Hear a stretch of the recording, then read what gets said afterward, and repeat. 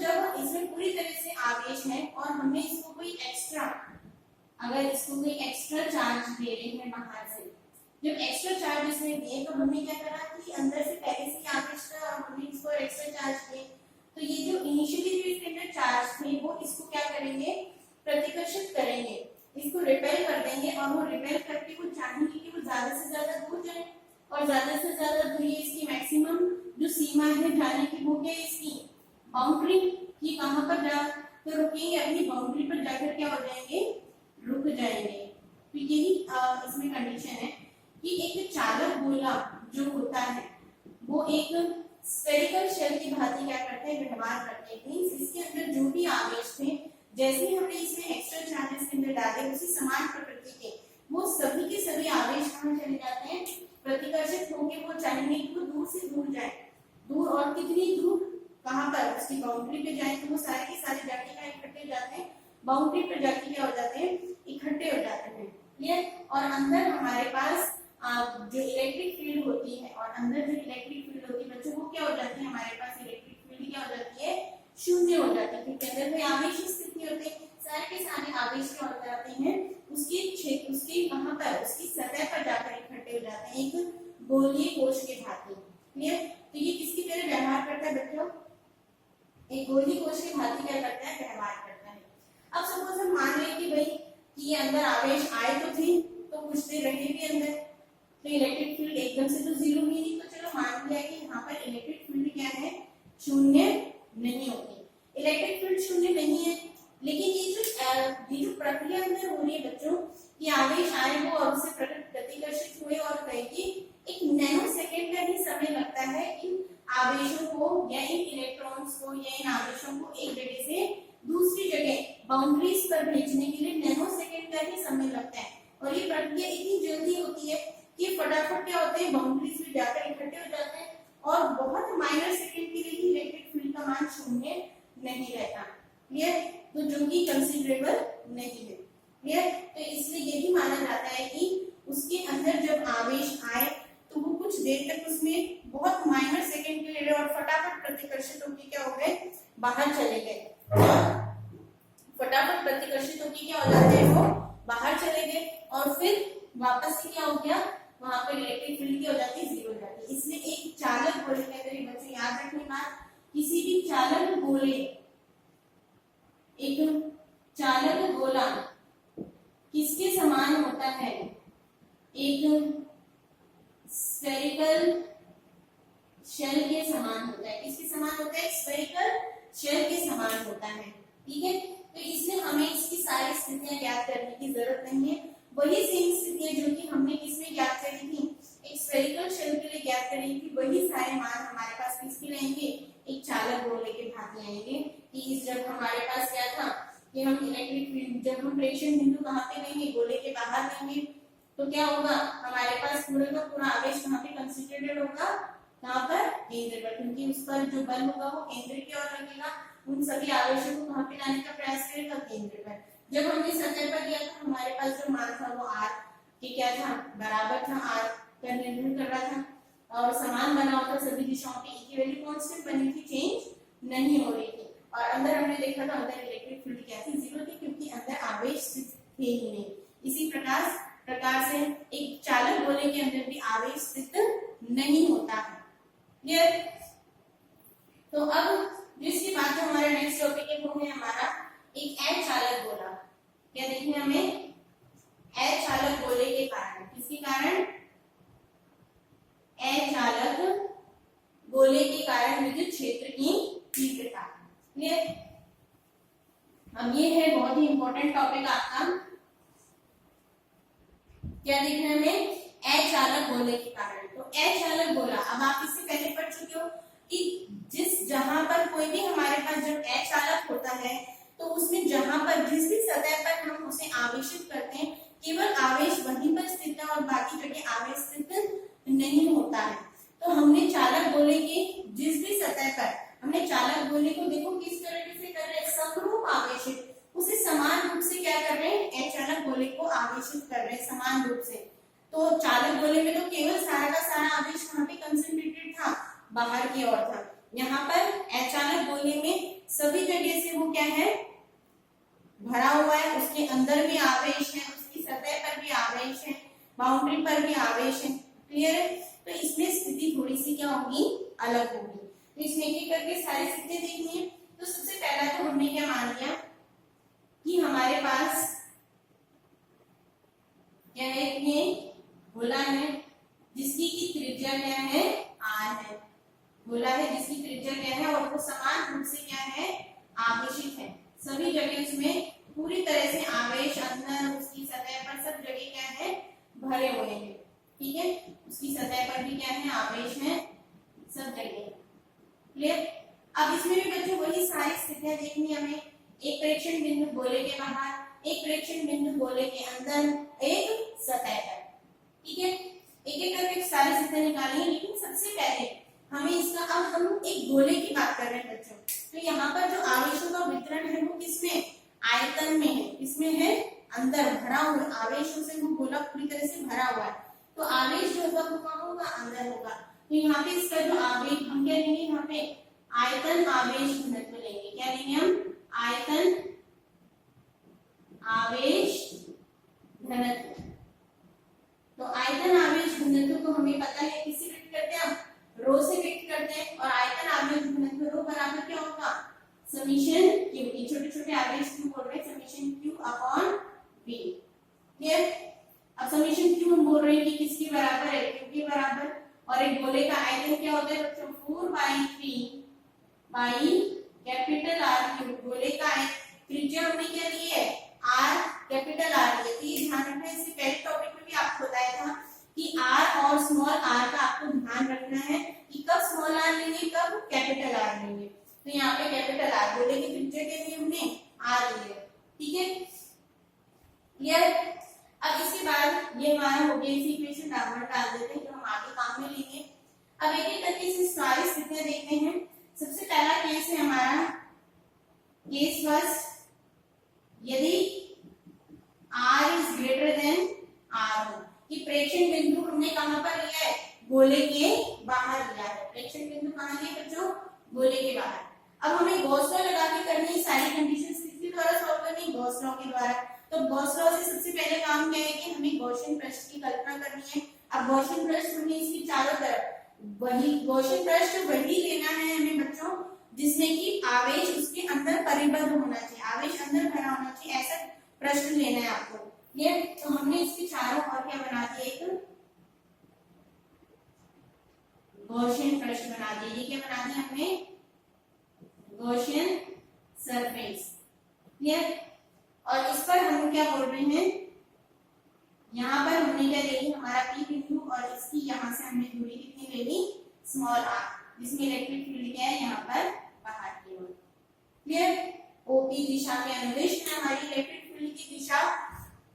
और हमने जो प्रेक्षण बिंदु लिया है वो गोले के बाहर, और वहां पर हमने गॉसियन सरफेस की क्या कर ली है, कल्पना कर ली है। क्लियर? तो अब हमें यहाँ से क्या निकालना है, गॉसियन सरफेस पे किसका मान निकालना है, इलेक्ट्रिक फील्ड का मान निकालना है। तो सबसे पहले हम गॉस लॉ की परिभाषा देंगे। According to Gauss law, phi is equals to क्या होता है, summation q upon epsilon naught या q अपॉन एप्सिलॉन नॉट। और phi बराबर फ्लक्स की परिभाषा अनुसार surface integral E dot ds, surface integral E dot ds।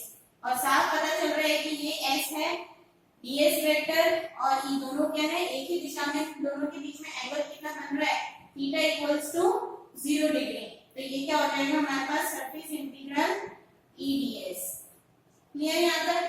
तो हमारे पास इक्वेशन क्या आ गई, surface integral E ds is equals to q upon epsilon. Clear यहाँ तक? जिससे पहले इधर हम करते हैं वही सारी चीज करी हमने यहाँ पे।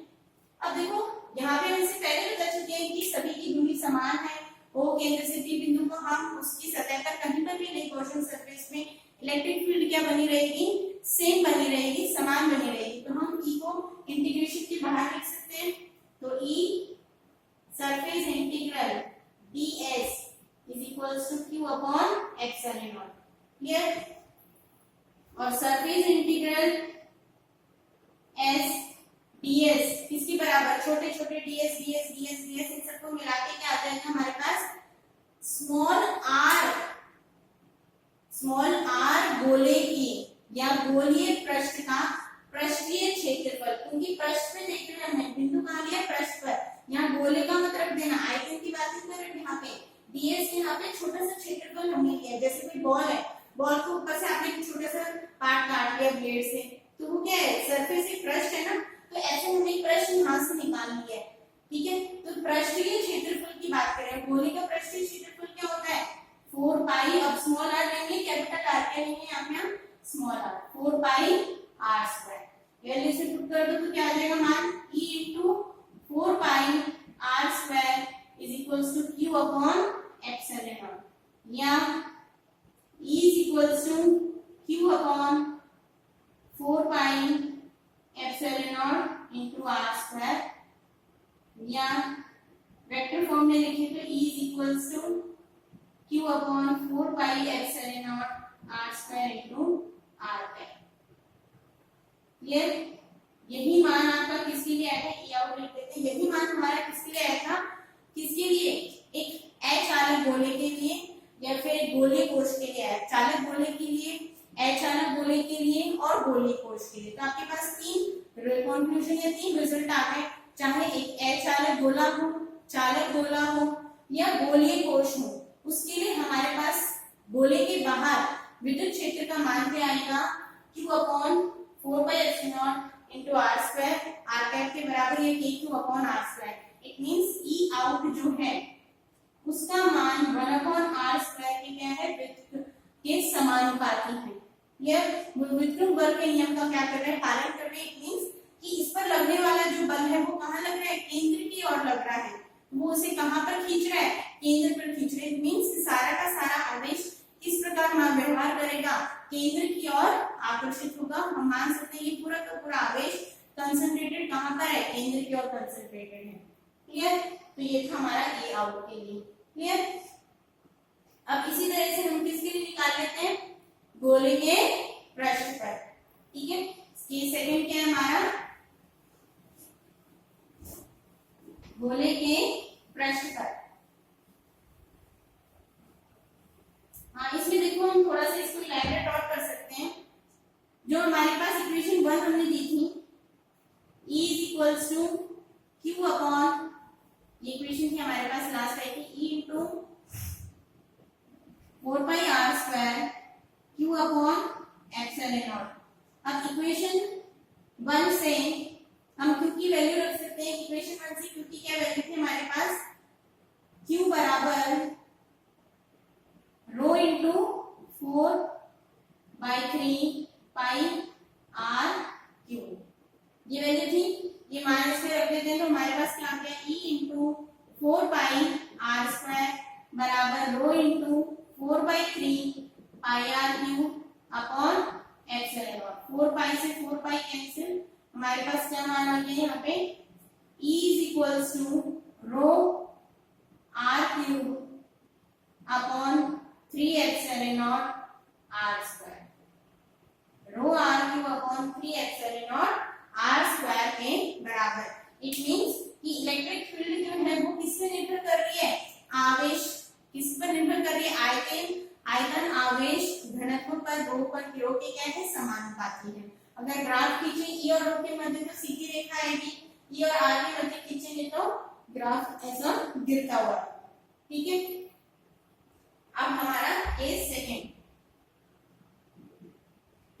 क्या है when r is equals to r, कहां पर है सतह पर, कहां पर ले रहे हैं हम बिंदु सतह पर ले रहे हैं, तो सतह पर क्या हो जाएगा सीधे इसकी जगह वैल्यू पुट कर दो E is equals to rho r cube upon 3 epsilon naught r square, इसे कैंसिल तो हमारे पास E इज इक्वल्स टू क्या आ गया rho r upon 3 epsilon naught, ये मान किसका आ गया ES का, rho r upon 3 epsilon naught के बराबर।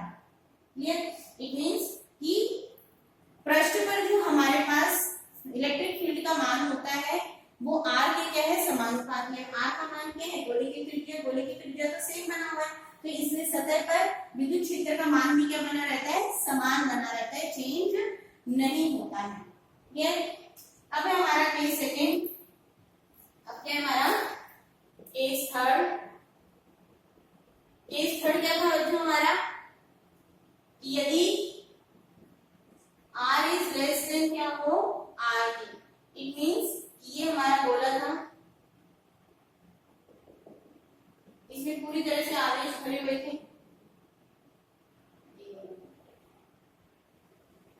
ये गोला था हमारा, और इसके अंदर हमने कैपिटल R और इसके अंदर हमने स्मॉल r दूरी पर एक P पॉइंट ले लिया, जिसकी की इलेक्ट्रिक फील्ड यहाँ पर है। क्लियर। इस तरह से हम कंसीडर कर लेते हैं। ठीक है, तो हमारे पास देखो ये आगे कंडीशन। अब गोले के अंदर हमने गॉसियन सरफेस बिंदु कहाँ पे लिया था, प्रेक्षण बिंदु गोले के अंदर लिया था, तो इसलिए गॉसियन सरफेस भी कहाँ लेंगे हम, गोले के अंदर लेंगे। ठीक है, अब गोले के अंदर लिया तो हमने देखा कि आवेश भी है, देखो साफ दिखाई दे रहा है, दो भागों में क्या हो गया बच्चों, बट गया, कुछ आवेश नहीं आ रहा है, और हमें लेकिन गॉस लॉ लगाना है, तो गॉस लॉ लगाने के लिए हमें पता है कि केवल वही आवेश कंसीडर करते हैं जो गॉसियन पृष्ठ के अंदर हो। ठीक है, वही कंसीडर करते हैं जो कहां पर हो, गॉसियन पृष्ठ के अंदर परिबद्ध आवेश को ही कंसीडर करते हैं। लेकिन गॉसियन पृष्ठ के अंदर तो केवल ये वाला आवेश ही है, ये वाला आवेश तो इससे बाहर है, तो हम इसको एक नया नाम दे देते हैं q डैश, कि गॉसियन सरफेस में आवेश कितना है, माना कि क्या है, q डैश है, और आवेश देखो आवेशों की संख्या, आवेशों का वितरण अलग अलग हो सकता है, मतलब कम ज्यादा, यहाँ पर संख्या अलग है, यहाँ पर अलग है, लेकिन उनका आयतन आवेश घनत्व क्या रहेगा, सेम रहेगा, वितरण तो नहीं बदल रहा ना, जैसे पहले वितरित थे अभी भी ऐसे ही वितरित है, वो चेंज नहीं हो रहा है, तो वो सेम रहेगा आपका, रो चेंज नहीं करना है आपको, तो इसलिए यहाँ पर रो बराबर q dash upon 4/3 pi small r cube ले लें, अंदर वाले गोले के लिए लिया है नहीं आवेश के, तो स्मॉल r क्यूब रखना है आपको, ये ध्यान रखना है। ठीक है, अब यहाँ से हम गॉस लॉ लगाएंगे, तो हमारा गॉस लॉ क्या होगा, surface integral E ds is equals to q upon epsilon naught. Clear, q upon epsilon naught. ठीक है, क्लियर है या नहीं क्लियर सभी को? ठीक है, q dash upon epsilon not. अब देखो यहाँ पे हम एक काम और कर सकते हैं कि ये जो q डैश था, हमारे पास q डैश की वैल्यू क्या आ गई, रो इंटू 4/3 पाई r क्यूब, और समीकरण 1 से देखो हमारे पास, समीकरण 1 से ये केवल इक्वेशन थी, समीकरण 1 से रो बराबर क्या है, q अपॉन 4/3 पाई r क्यूब, तो क्या हम रो की जगह 4/3 पाई r क्यूब भी लिख सकते हैं, तो इक्वेशन 1 से रो बराबर हम क्या रख लेते हैं, q upon 4/3 pi capital R cube, ये वैल्यू से पुट कर दो, तो हमारे पास q डैश का क्या मान आ गया, ताकि रो हट जाए हमारे पास, q अपॉन 4/3 पाई r क्यूब इंटू 4/3 पाई r क्यूब, 4/3 पाई से 4/3 पाई क्या हुआ, कैंसिल हुआ, हमारे पास क्या वैल्यू आ गई, q small r cube upon capital R cube. Clear, तो हमारे पास यहाँ से q डैश का मान q के रूप में आ गया, कि यहाँ पे जो हमने गॉसियन पृष्ठ लिया है उस पर जो हमारे पास आवेश q डैश है, वो कुल आवेश q का कितना है, r cube upon capital R cube के बराबर है। क्लियर, बराबर तो नहीं है, उसका इतना गुना है। ठीक है, क्लियर है, तो अब ये मान हम इसमें पुट कर सकते हैं, तो क्या रखेंगे वैल्यू, देखो इसका लास्ट वाला ही इंपॉर्टेंट है बच्चों, अब इसमें वैल्यू पुट कर दो, surface integral E ds is equals to q dash की क्या मान रख रहे हैं, q r cube upon r cube, और E क्या है, इसमें भी कांस्टेंट है, तो हमने बाहर ले लिया, ds is equals to q r cube upon r cube. अब सरफेस इंटीग्रल डीएस की जगह हम क्या लेंगे, गॉसियन पृष्ठ का ध्यान रखना है। यहाँ पे हम बात किसकी कर रहे हैं, गॉसियन पृष्ठ से निकलने वाले फ्लक्स की। तो क्या लेंगे हम, क्योंकि पृष्ठ हमने डीएस पृष्ठ कहाँ पर है हमारा, यहाँ पर है, स्मॉल आर त्रिज्या के पृष्ठ पर है। तो यहाँ पर डीएस की जगह क्या रखेंगे, into 4 pi small R square Q R cube upon capital R cube. Clear, ये इधर लेके जाएंगे, इसको सॉल्व करेंगे तो हमारे पास क्या आ गया बच्चों, मान एप्सिलॉन नॉट रह गया। ठीक है, क्या आ गया मान, E is equals to Q, ये आर से are cancel, Q upon 4 pi epsilon naught R cube into R. ये मान किसका आ गया, Q R upon 4 pi epsilon naught R cube का मान आ गया। क्लियर, तो हमारे पास इलेक्ट्रिक फील्ड कितनी प्राप्त होगी बच्चों, इतनी प्राप्त होगी। और अगर इसको वेक्टर फॉर्म में लिखें हम तो E vector is equals to Q upon 4 pi epsilon naught R cube into R vector into R. Clear, इस तरह से वेक्टर फॉर्म में, इट मींस कि E जो है यहाँ पर अब R के क्या है, समानुपाती है। इट मींस कि केंद्र से दूरी जितनी कम होगी इलेक्ट्रिक फील्ड भी उतना ही कम होगा, दूरी जितनी ज्यादा होगी उतना ही इलेक्ट्रिक फील्ड भी क्या होगा हमारा, ज्यादा होगा। क्लियर है, ये माना गया। अगर हमसे पूछ, जैसे हमने पहले वाले में रो के रूप में मान निकाला था, रो अपॉन 3 एप्सिलॉन नॉट करके, वैसे कैसे हमने मान पूछे निकालने के लिए, तो इस ये वाली इक्वेशन काम में ले लेते हैं। Rho is equals to Q upon 4/3 pi are cube रख लो, ये वैल्यू की जगह क्या मान रख लेते हैं, Q is equals to rho into 4/3 pi are cube. Q की जगह मान रख लो तो E इज इक्वल्स टू क्या आ जाएगा हमारे पास, E is equals to rho 4/3 pi are cube upon 4 pi epsilon naught R cube. R cube से आर क्यूब कैंसिल, लेके आर था, 4 पाई से 4 पाई कैंसिल, तो हमारे पास E का क्या मान आ गया, rho r upon 3 epsilon naught. Clear, rho r upon 3 epsilon naught. इससे पहले उसमें क्या मान आया था हमारे पास बच्चों, इससे पहले वाले में मान आया था हमारे पास रो आर अपॉन 3 एप्सिलॉन नॉट।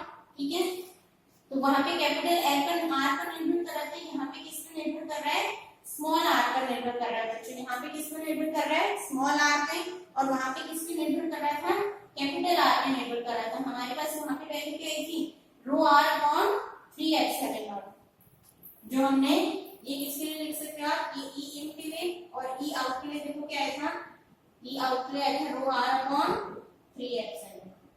दोनों डिफरेंस पता चल रहा है। ई आउट के लिए तो आया था हमारे पास रो आर अपॉन 3 एप्सिलॉन नॉट, और ई इन के लिए आ रहा है रो आर अपॉन 3 एप्सिलॉन। मतलब जब हम प्रेक्षण बिंदु गोले के बाहर लेंगे तब वो किस पर निर्भर करता है, किस पर निर्भर करता है, गोले की त्रिज्या पर निर्भर करता है। गोले के उसके वैल्यू को हम कितना ही बाहर ले लें उससे कोई फर्क नहीं पड़ता, लेकिन जब हम गोले के अंदर अगर हम लेंगे प्रेक्षण बिंदु को, तो केंद्र से प्रेक्षण बिंदु की दूरी पर निर्भर करता है। ये दोनों के बीच मध्य में बहुत इंपॉर्टेंट डिफरेंस है। तो एक बार तीनों वैल्यूज हम पता कर लेते हैं क्या क्या निकाले हमने। ये बहुत ही इंपॉर्टेंट केस है जो आपको अच्छे से पढ़ना है, वेरी इंपॉर्टेंट।